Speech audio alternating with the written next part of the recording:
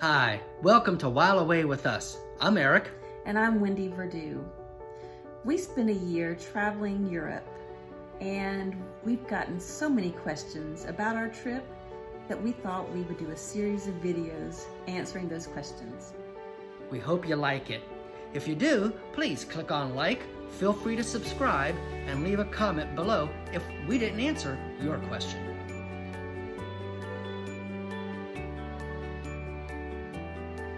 Well, let's get on to the questions. Where would you consider living and why?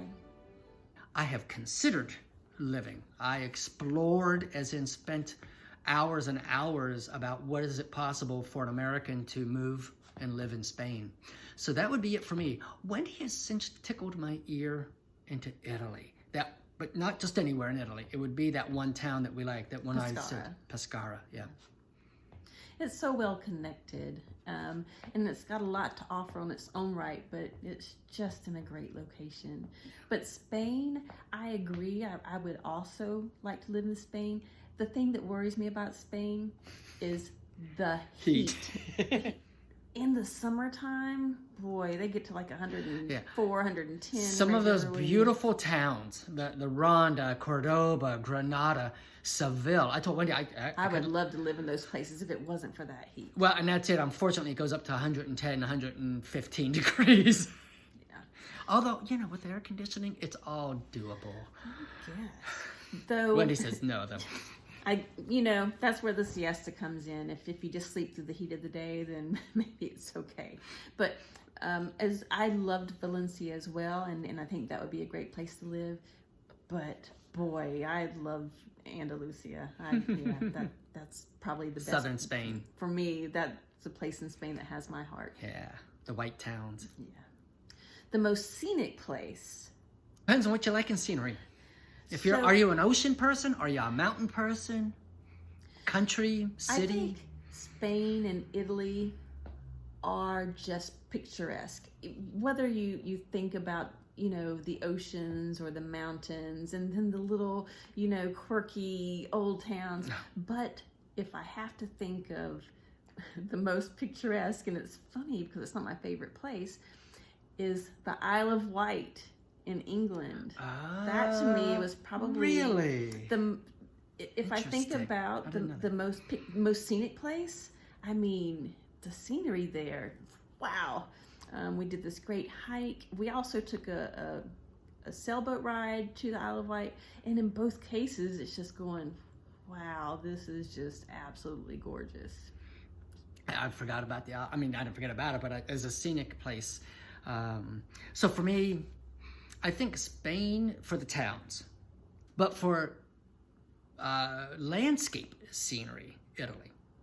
Because as you drive from town to town, you just have these mountains. You're like driving through the valleys, and you have these mountains on either side, and it's green. In Spain, it's a lot of, the interior is known for being a lot of desert. Also, even more mountainous in Italy, as we found out, but not as approachable as the ones in Italy. Yeah. So for me, scenery-wise, Italy. Also, you have the ocean kind of on either sides of the island, or of the peninsula. What was the friendliest place? Well, I think every place was friendly. Within Everybody was really helpful. Italians were just beside themselves and being friendly. Everywhere, people, if we got to know them, were friendly. And people were always helpful. Probably, actually, the English went out of their way. I was going to use my example as, yes, if you get to know people, if you're not a jerk, they're going to be friendly. But let's talk about people you don't know. And when we were in England, this actually happened like 3 or 4 times. Wendy and I would be standing on a street corner with our map. Do we go this way? And we're just kind of looking at the map. And we had numerous occasions where people would just come and say, "Can I help you? Where are you going?" And at one point I can remember, so I've got a guidebook and we're trying to read it and the light's fading. And Wendy's got her head on my shoulder like this. And I'm looking down and I had sunglasses on so you couldn't see my eyes. And this gentleman came up to us and goes, "Are you two okay?" He goes, and I'm like, "What?" He goes, "You look like you're is there anything wrong?" And I just realized, because it was the angle of how it looked from an outsider view. And he wasn't threatening, he wasn't doing anything but truly, genuinely inquiring if we were okay. And I thought, this is England, which is not the stereotype of the English. But it will be mine now. Because that happened, and that was in downtown London, that the guy came up to me and said, "Are you two okay?" And just the sweetest thing. Canet de Mar. And it's north of Barcelona. Right on the coast. I do think that was probably the friendliest place too, which is funny because as much as we didn't care for Barcelona, that little town was something. Wendy and I were there for 16 days, but really it felt like we had been there much longer. Not because it was boring, but the people started greeting us like regulars. Every time we'd walk down the street going to the train stations, you pass the same folks and that. And we go into a little vegetable market. And I wanted to, buy the carrots. And I'm typing into my translator. I'm like, I don't remember the word for carrots. And so I type into Spanish, how do you say it? And there's like 3 women and they're all talking. And it's that typical thing. All of a sudden they get quiet and I hit play. And so it says, carrots in Spanish. And all the women laugh, right? Because obviously I was typing in a translator. And they say in Spanish, "Oh, that's wonderful, but let us tell you what it is in Catalan." They said, if you're going to be in this area, you need to learn Catalan. And again, they had smiles on it. It wasn't at all rude or anything, but it was like, if you're going to be here, be here. And here's how you say it in Catalan. And they all laughed because I couldn't pronounce it. And then from then on, when we'd walk past the store, it was to wave. We'd be sitting in a cafe, and the lady who sold Wendy a shirt walked by and said, "Hi, you like that shirt?" And then I had my hair done there. We saw that lady. Yeah, they were driving past the street. Stopped right in the street and asked how we were. So that was a place really that I told Wendy, I said, if we were to move here, we would probably forever be that American couple, but we would also be the ones. Wendy, Eric, come on over to our house tonight. You got that immediate vibe. Where was it easiest and hardest to communicate? No doubt the hardest for me was Spain. If you're going to Spain, definitely know some phrases and keep your, even in the big cities, keep your Google Translate nearby. That's another thing, how to get around in the world, Google Translate. But everywhere else, they spoke English, readily. And of course, the easiest place would be England. I mean, sometimes there was the accent to come. Well, that's not true. Oh my God, that's funny. We went to a play. We went to a play. What was it? Matilda, yeah. And, Eric is kind of hard of hearing, and so I'm forever... He's like, "What?"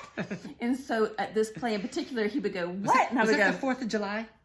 Yes, it was the 4th of July. Went on the 4th of July. Because the accent was so strong that I could hear fine. I just had no idea what they were saying. So the accent is a problem from time to time, but it still was the easiest. I enjoyed the music only because of the tunes, but it's like, what are they saying? It did help that we had both seen the movie, so we kind of knew where it was going. We knew the plot line. For me, I would have said I can speak a little Spanish. Italy, therefore. Because in that blue-collar town that we lived in, they were speaking Italian. Again, almost everyone, thankfully for English speakers, speaks a little English or knows someone who does, or somebody around there will translate for you. But if you don't, then it's Google Translate and try to find a word that sounds like, something like that. And a lot of hand gesturing, that kind of thing. He's Cyprus, very good about trying the language, where I'm more, I don't want to mess it up or say it wrong, so I don't even try it.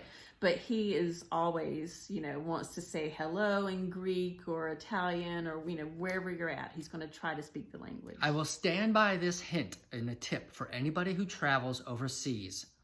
Always, always try to say hello in the language.